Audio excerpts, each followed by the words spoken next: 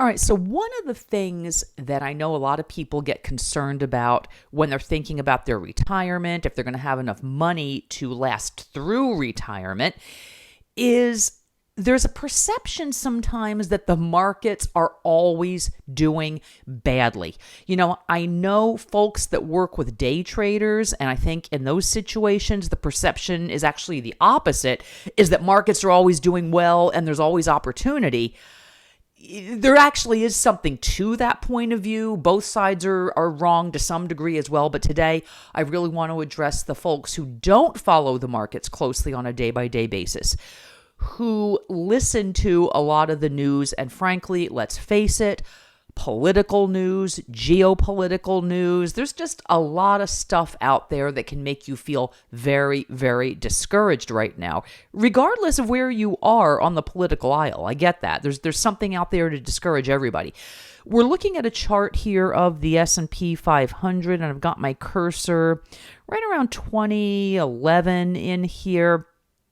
There was this little dip in the market back then. What this is when there was some concern about a U.S. debt default.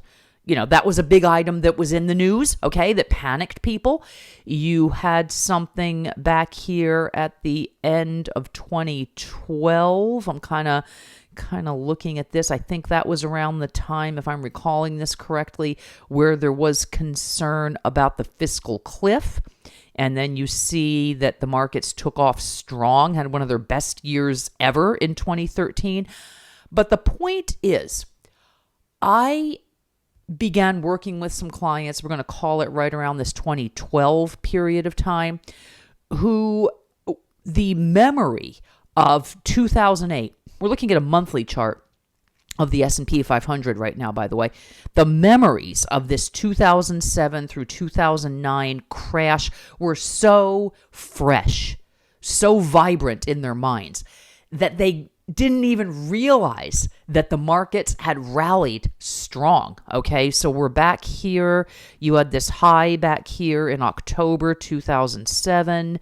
And then by, we'll call it 2013, they were back completely, okay? But there was even opportunity in here. Now, lots of opportunities to regain what you had lost outside of the S&P 500. I'm not addressing that today. I will talk about that in another video. But today I just want to talk to you about the dangers of thinking the markets are always bad. So let's jump ahead a few years. Obviously, we had back in here in 2020 was the great pandemic crash, okay, which was very, very short-lived.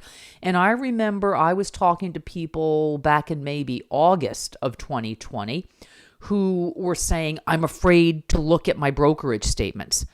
And I said, why? Because the reason that you should not have been afraid was because markets began rallying back here in April of 2020, and we know what happened. Now they topped out. Yes, we have been basically in a correction all of this year. I'm speaking in December of 2022 right now. Maybe we're starting a rally. Who knows? You've still got the Federal Reserve and interest rates and inflation and quite a few things that are genuinely concerning to the big investors. But nonetheless, we're not talking about some crash that's wiped out all this value for decades and decades. We're talking about we are now at about March of 2021 levels, okay? So I think there's people that think maybe we're back here. I had asked a client one time who was panicked about some downside market action. And I said to her, when has the market ever crashed and not come back? And she said, the Great Depression. Well, that's wrong. It did come back after the Great Depression. Now, sometimes it does take many years to come back. All right, so for example, you had the period of time that we could just broadly refer to as the 1970s, although it kind of began back here in 1966, sort of running through the early 80s back here, when the markets really languished. And if you recall, I wasn't old enough. I was not following the markets as a small child, but, you did have all the stagflation back then. Some of the things that people have been concerned about have happened lately. We've got kind of a different set of economic concerns these days than the world did in the 1970s. But you do see there was kind of a long period of time when the market languished. We're looking at the Dow Jones Industrial Average right now. Let's reset this to today. And you can see sort of the same thing on the Dow as the S&P 500, right? Is you had that big rally after the pandemic correction back here. So my point today, just to wrap this up, is markets do go up. In fact, they go up more often than they decline. That's an actual statistic. There are more days of upside action than there are of downside action. So it doesn't behoove you, if you are concerned about your retirement, whether your money will last, to be overly concerned that markets are constantly low. You're not doing yourself any favors by not understanding what your investments are doing. I'm not saying you have to be an expert. Okay, you don't have to understand stochastics and statistics and all this about the market.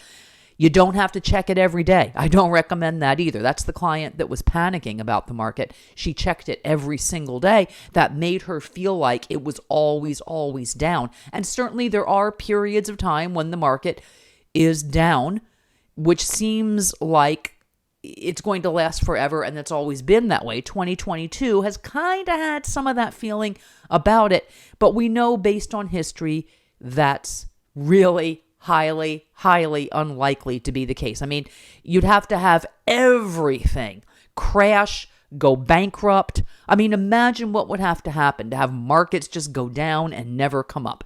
Everybody would lose their sense of optimism. It would mean companies are no longer growing their earnings, and that is just not the case. All right. So just wanted to share that today because I think sometimes people get a little overly concerned, overly nervous, overly worried about their accounts.